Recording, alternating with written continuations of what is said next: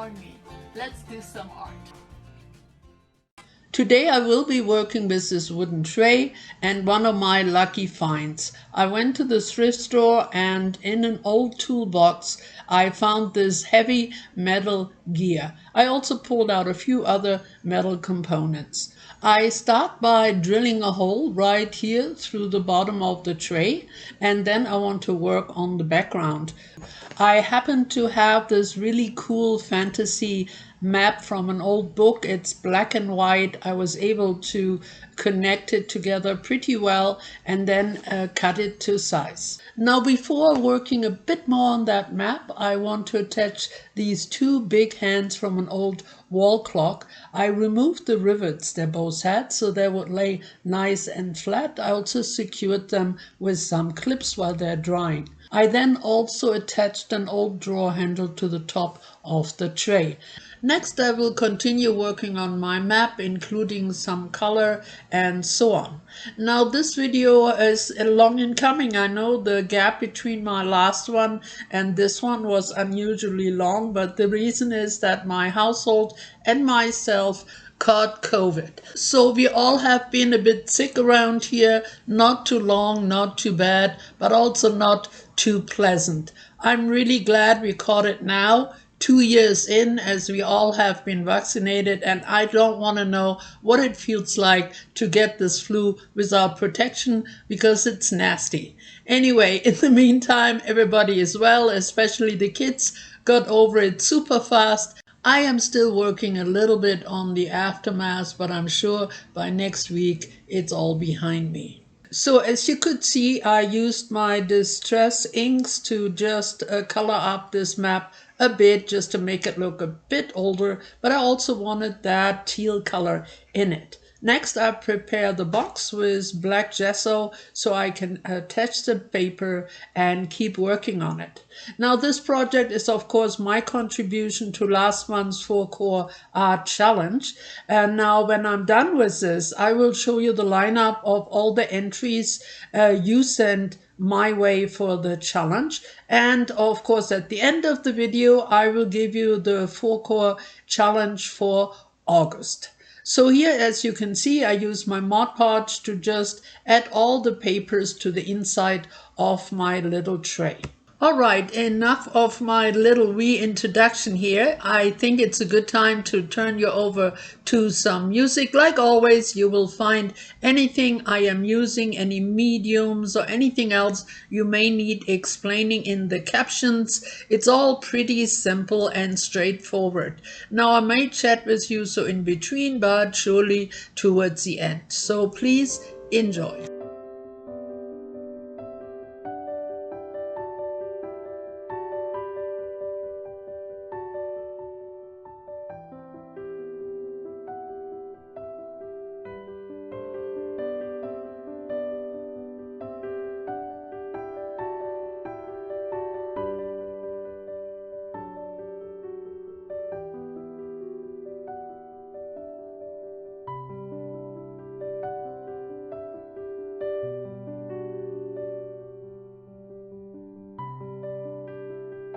So I did pick symbols that mean something to me, like the snowflake for individuality, there's a lightning for good ideas, there's a peace sign, there is a Christmas tree for tradition, a unicorn for imagination, there's a mask for honesty, a hand for creativity, there's an owl for wisdom, a wing for freedom, and so on. Now, all these things speak to me. They may speak in different ways to other people.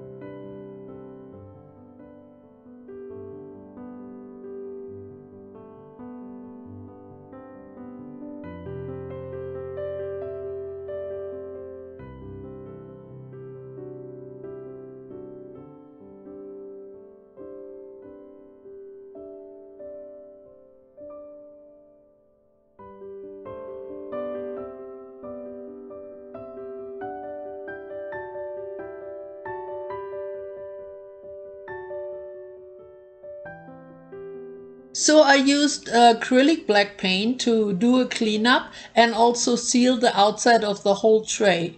Here on the top you can see the handle and how nice it looks with the gold robin buff. I also like it on the edges, I like it on the clock hands, and I did clean up the back by adding simple craft paper and a hanger. Now I positioned that a bit lower than usual because it's attached with two sturdy screws which poke through but are not visible underneath the gear. So here is one more close-up look. I of course glued down those bottles I prepared earlier. So here on top is that cool gear. I left it in its original color. It turns. Through it you can see all those little symbols. It's held on by the doorknob and a screw. For extra color I used embossing powder. Now my heat gun doesn't work very well, so it didn't melt it completely, but I quite like that unfinished, more rustic look it gave me. Here on the bottles you can also tell that I added the gold wiring. There are also some gold chain in one of them, and then of course the wooden labels. The first one here reads fast forward with the buttons underneath. The next one reads rewind. Then here on the bottom we have that gear which I altered just enough for it to fit more the old style gear on the top. There is a really cool metal piece on the bottom which I left too in its original color, and then the middle compartment just has some embossing towards the back. So let me take a minute to explain a bit of my thoughts on this. I, of course, picked all the symbols on the top to illustrate all the joys and pitfalls of life, and I was thinking having a superpower like a rewind or a fast forward button may really come in handy to navigate all that. Just imagine you could relive all the good moments, you could get out of a bad situation faster, you can go back and make better choices, you can fix your regrets, you can be wiser, more loving, because you understand things better, etc., etc.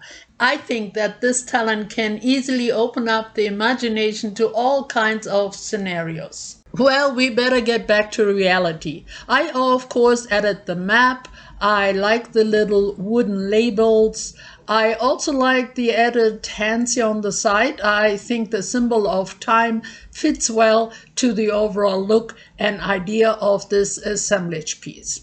Now really quickly to something completely different. In one of my last videos, someone commented that they saw a new tattoo peeking out of my sleeve, and yes, it's healed pretty well by now and I want to show it to you.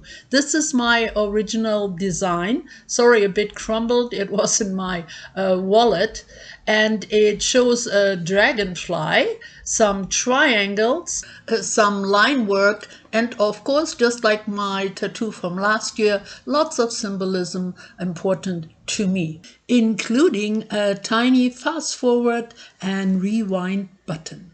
I really enjoy designing my own tattoos, and I'm very happy with the way these two came out. All right, enough of me. Now on to the lineup of all the wonderful photos you sent my way. Now, some of you also made videos, and those links are of course below. And please check them out for interesting details. Have fun. I'll be back right after.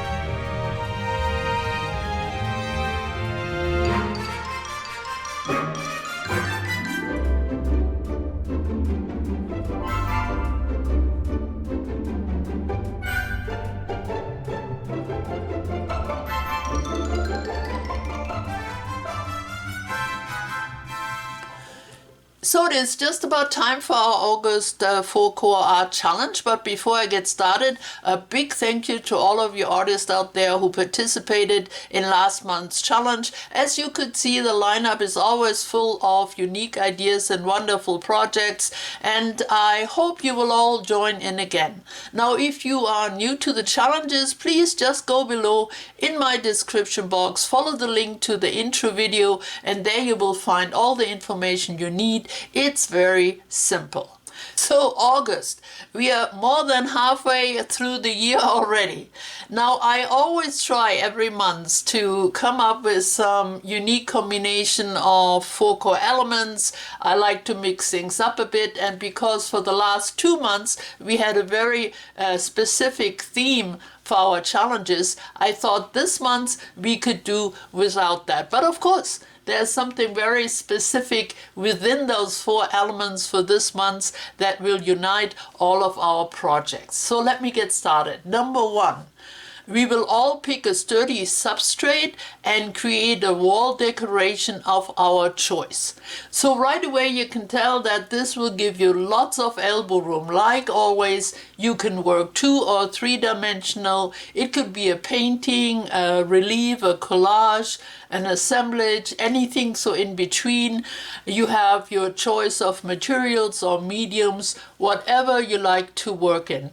But let me give you a couple of examples of suitable substrates. Now, as I go on to the next point, you will understand that it may be a good idea not to work too small. So pick something that has a good size. Here is a piece of plywood. I have this nice oval old canvas I found at a thrift store. Anything with an unusual shape is always a fun thing to work on. I have an old frame.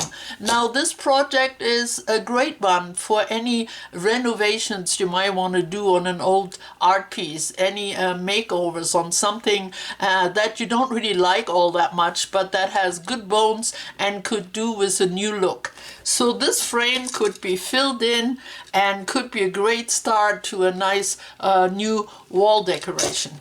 Then of course there's always a stretch canvas, there are canvas boards. You could create a substrate by layering cardboard, whatever you may have handy. So that was part number 1.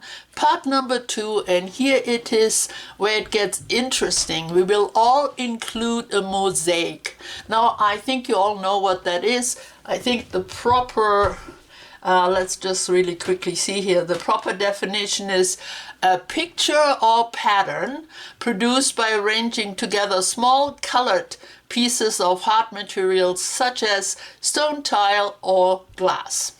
Now this is of course a very traditional look at mosaics, but there are a lot of modern variants. For one thing, a mosaic does not have to be made out of tiles or glass or broken pottery. Of course, if you have those things and you want to work with them, fantastic, but you can use a lot of other materials, and I will give you some ideas here. Also, your tiles or your bits and pieces don't have to have the same shape. They can be irregular. There can be a variety of shapes and sizes. What really defines it as a mosaic is that there is a distance between the pieces, and that distance should be more or less always the same, so the same width. So let me give you a look at a very traditional piece. This is a very famous mosaic. It was done during the Roman days, and the artist used tiny square tiles not just to create a design but also an image. This artist was of course super talented and had lots and lots of time. We can make our mosaic way more simple and much quicker. So this is a more traditional type of mosaic, but there are also more modern versions like this one where they use these little cookie pieces. This one I picked off a magazine as well. These are people in a big sports arena in the bleachers who hold colored pieces of paper. Now, when I say mosaic, I want to clarify here at this point before I go on that you do not have to cover your substrate from side to side with the mosaic. That's why my second point is include mosaic. So only aspects of it have to be mosaic. Of course, you can fill the whole thing if that's what you prefer. So let me give you some examples of what I'm thinking. Let's say you really like to paint. So you do a great underwater scene or an ocean scene, and only maybe the fishes or maybe the plants are created with tiles or bits and pieces to make them look like a mosaic. Or maybe you're doing a cityscape and only the windows have a mosaic design. You do not have to create a scene. It could be just a design, a pattern. You could use a mosaic pattern as a frame. It could be just part of maybe an assemblage. Whatever you want to create, that should just be one aspect or two sections within your wall decoration that has that mosaic look. All right, so now if you do want to work with images, you may be able to find some good ideas in coloring books, because these kind of designs are already broken up in little pieces. And as I said, your tiles don't have to be all the same size. So something like this could give you a good starting point. This is a piece of craft paper, and I think if the dividing lines between these triangles would be bigger, this could definitely be a modern version of a mosaic. Then there are, of course, things that are related and could also work, like a mandala or maybe a stained glass window look like you find in churches. These are just some ideas. You run with it. All right, and that brings me to part number 3, and that is that we will include several colors and textures. Now, several usually means more than 2. So let me give you some ideas. This will also give you some ideas about what materials you could use to create your mosaic. Now, if you want to add all the colors and textures within your mosaic sections, or your overall project will have several colors or textures, that is completely up to you how you want to divide it, how you want to mix it up. So let's see, some simple things you could use if you go 3D would be, these are little bling stickers. They come in lots of bright colors. Maybe you have some cabochons. There are always bread ties that have different colors. There are pins here, these push button pins. There are, of course, beads. If you work bigger, maybe you have bottle tops, maybe you have game pieces, buttons, all that could work. And then, of course, there is that in-between stage where it's texture but not too three-dimensional. So I have some craft foam. You can absolutely cut these in pieces, either squares or triangles or whatever you like. Now, I only have it in white. I know they come in different colors, but you could also color it before you cut it apart so you have the right pieces you need. The same goes for these type of craft sticks. I cut little squares of them. You could cut triangles and you would have little wooden pieces. Or maybe you have some textures, paper, cardboard, like this is a kitchen liner that has great texture, could be cut up. I have some embossed papers.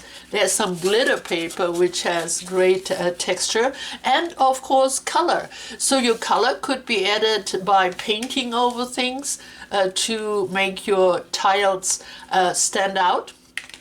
But you could also use colored paper, like these things are pieces of sturdy paper or thin cardboard. You could use your own painted paper. These are jelly prints, so they're pretty sturdy. And again, I could so easily cut this up into sections. You can find great colors in magazines. Again, whatever shape you want. And as I said, they don't have to be all the same size at all. So this is an example of what you could find in a magazine. Another option is to stamp your little bits and pieces. I added a little square of craft foam here on top of this cork, a little bit of ink, and there you go. You can create, of course you should keep it lined up a little better. That would be another thing that would work. And so on. There are lots and lots of bits and pieces you can find around. Just have a look, decide on what you want to create on your substrate. If it's a design, it could be very modern, very abstract, or it could be more realistic. So that's pretty much our 4 core elements, but of course there is a number 4, but it's very, very simple. Now, because the mosaic part will be the thing that really unites all of our projects, it would be nice if you would send in a second photo. So like always, a photo of your complete project, but please also add a close-up photo of your mosaic section. All right, so that's it. In review, we will pick a sturdy substrate and create a wall decoration of our choice. We will all include a mosaic. How big that mosaic is, if it fills up the whole project or it's just a section or two, it's up to you. Just make sure it's big enough so it's obvious. Next one, several colors and textures. So really go all out. So we have hopefully some very textured and colorful results. And number 4, don't forget to send in a second photo with a close-up. So that's it. I hope you enjoyed today's video. I hope you will enjoy this challenge. I of course hope that you will all play along. If you have any questions, just let me know below in the comments or write me an email. I always love to hear from you. Like always, you will find a list of these 4 core elements below in my description box and at the end of this video. I will be back as soon as my next project is done. Stay creative, stay well. Bye bye for now.